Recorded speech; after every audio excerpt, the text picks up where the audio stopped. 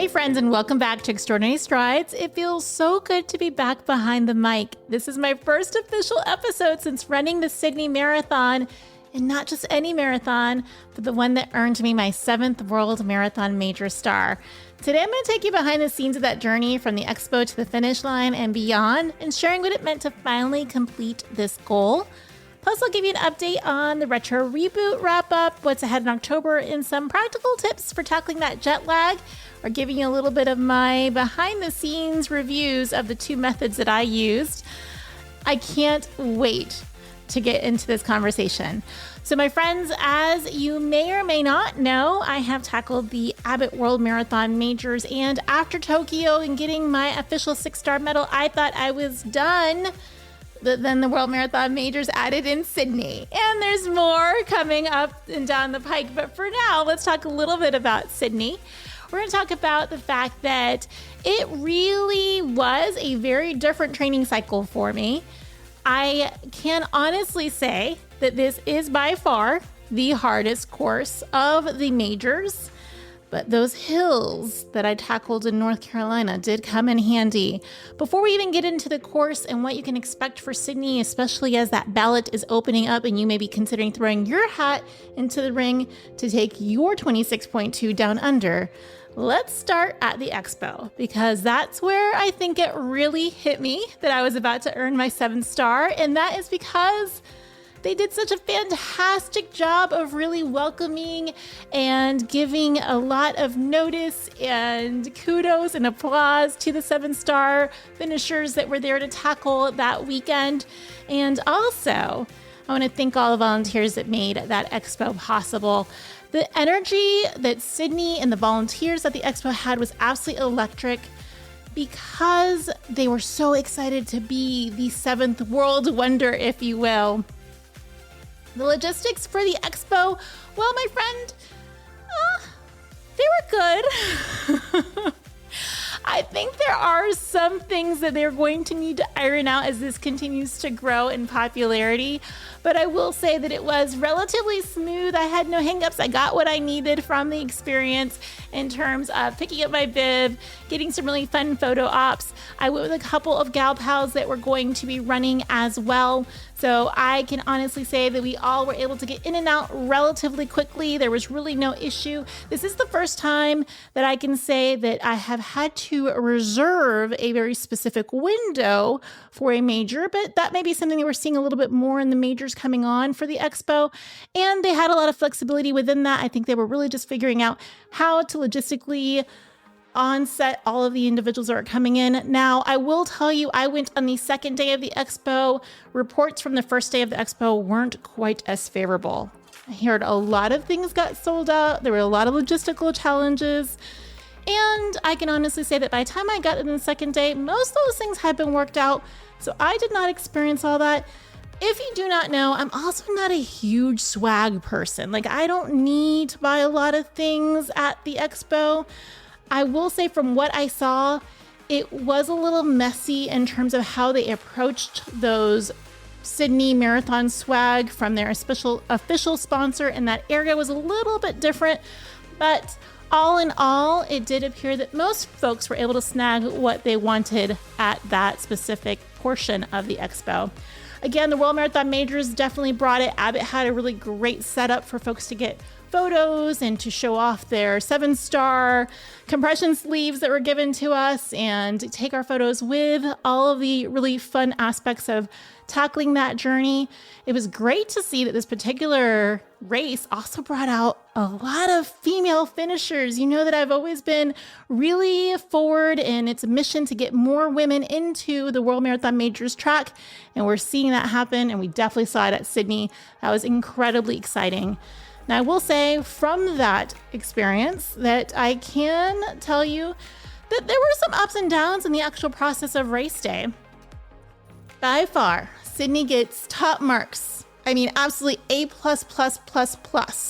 on helping logistics for the transportation to the start line. I was so impressed with the fact that they had volunteers in the subway station or the train station. There was great signage. Definitely really helped so that wasn't an issue. However, it was also my first time experiencing going to a major and not having the roads officially closed.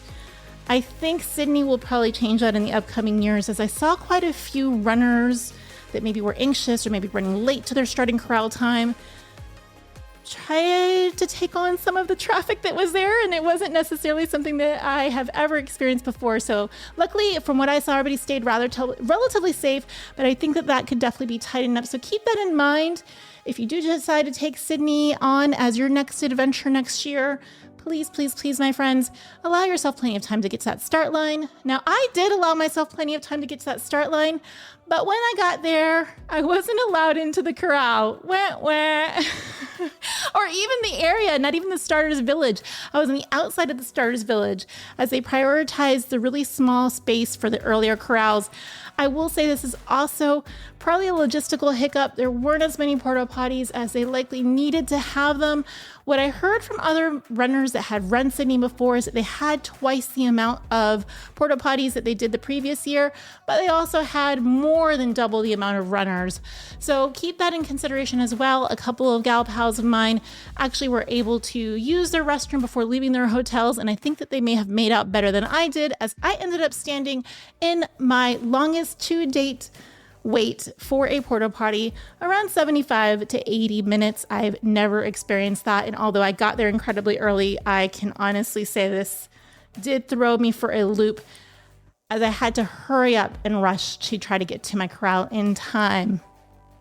Also threw me for a loop because while I have advocated for folks that are doing Run Disney or the majors of not standing around too long, I didn't really have an option. I definitely wanted to be in that porta potty line, but I do feel like that created a little bit of stiffness, a little bit of not feeling my absolute best when I went into the starting corral. Now, the course. The course was gorgeous. The day was beautiful. The weather was perfect. In so many ways, it was sublime. Was it the energy of a world major? No, it was not. Yet, it will be. And I have zero doubts that once that comes around to having the same energy of Chicago, New York City, London, it is going to be a spectacular experience. It already is a spectacular experience.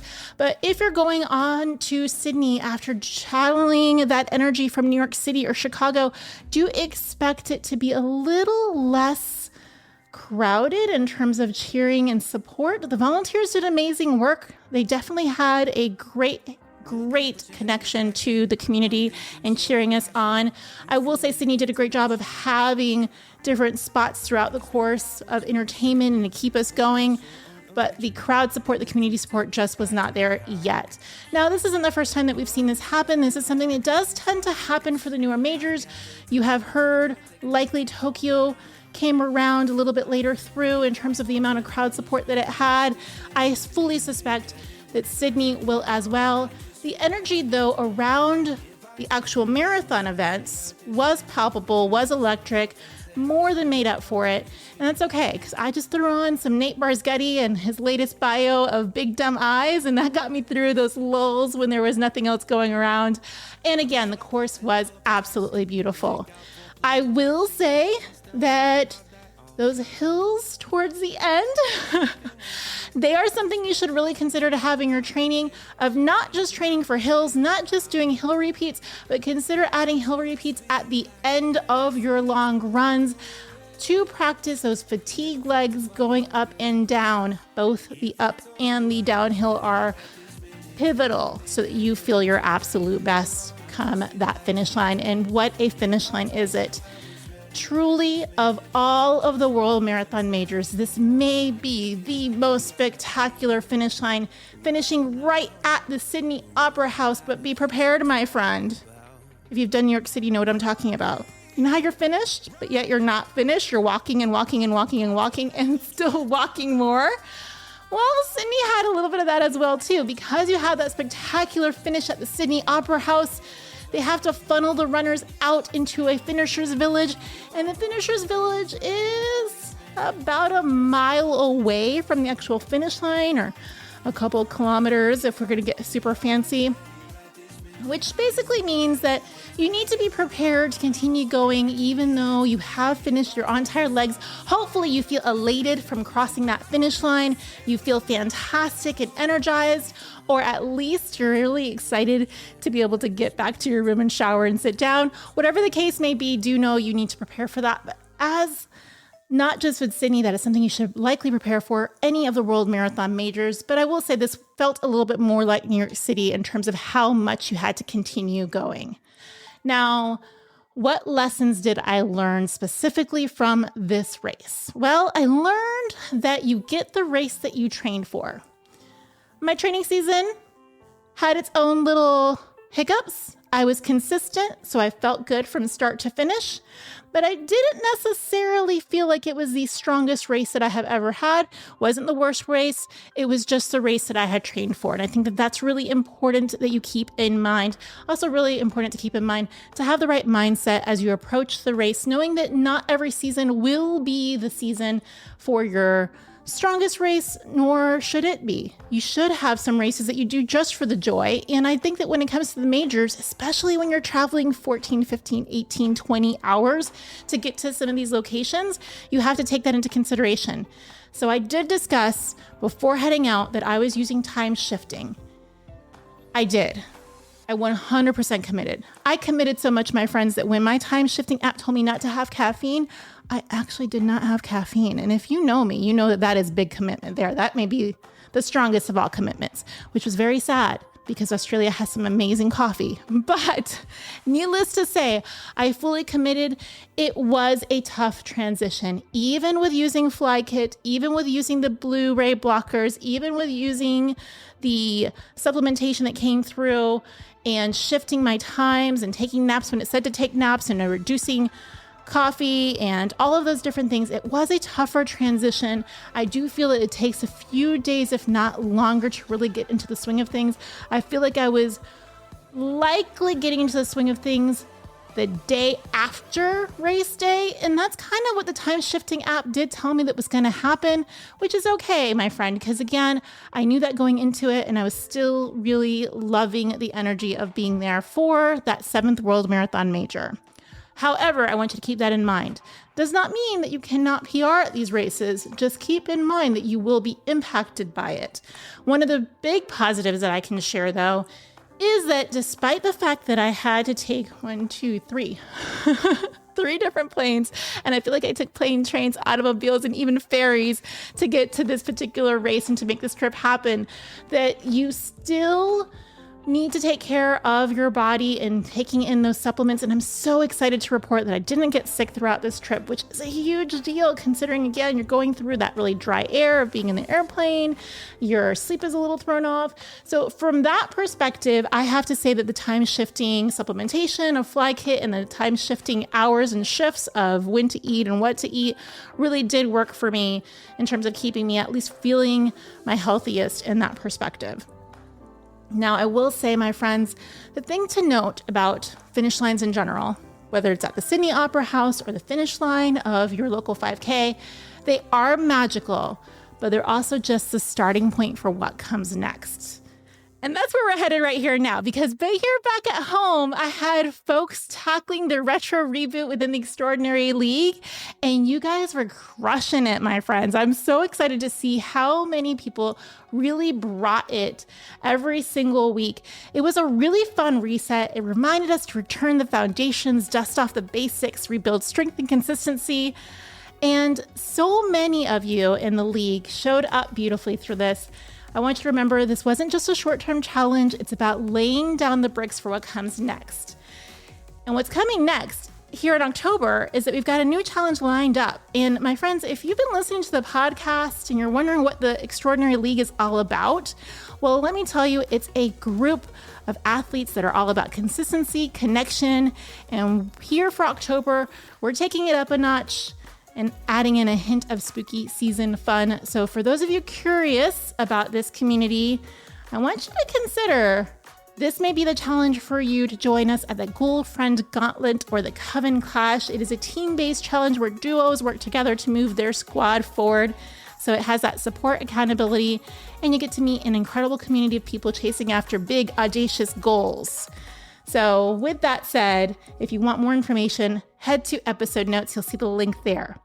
Now, let's talk a little bit more about some of the practices that I learned from this trip that I'm going to take into my everyday that I want you to consider taking into everyday.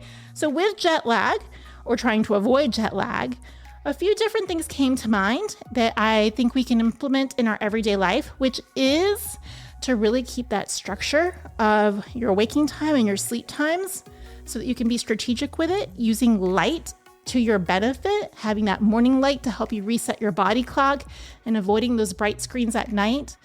And to keep moving. One of the best ways of really getting through the jet lag, I feel, was that I kept moving, whether it was on the plane or when we were waiting for the next leg of our journey. It really did help us to reset by getting that mobility, getting in a little bit of walking.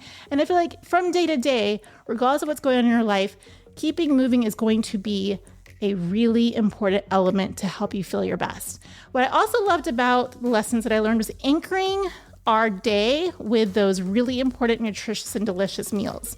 So I will suggest that these are all practices that you can take into your everyday, regardless of whether or not you have a big trip in hand or you're just trying to feel your best on the everyday basis. Now, with that said, friends, I am so curious if you have any particular questions, if you're thinking of throwing your hat into the ring for Sydney. Because while Sydney may have been my finish line for the 7th World Marathon Major, we also know that there's always some fun adventure in store. So I'd love to hear more about what you're training for. Shoot me a message or drop into the Stride Collective and let us know what's going on in your world. So again, if you're ready for accountability and connection, join us over at the League. And until then, I want you to know that I thank you for letting me share my Sydney adventures. I'm going to ask you to keep moving forward, keep chasing your goals, and keep making extraordinary strides.